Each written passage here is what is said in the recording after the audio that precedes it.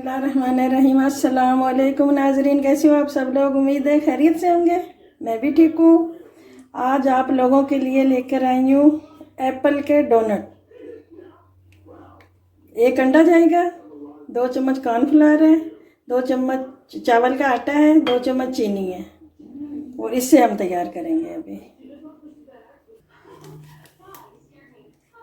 ये हाफ से भी हाफ चम्मच बेकिंग पाउडर,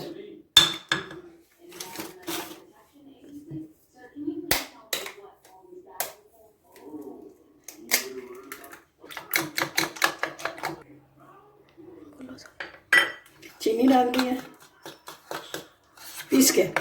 पीसी हुई चीनी लेनी है।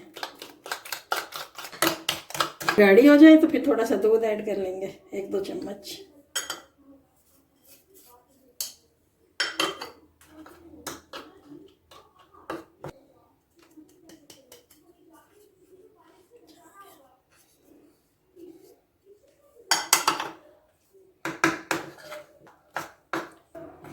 दूध के डाले हैं मैंने।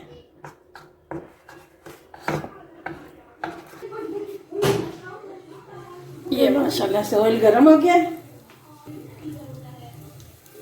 इसमें डिप करना है।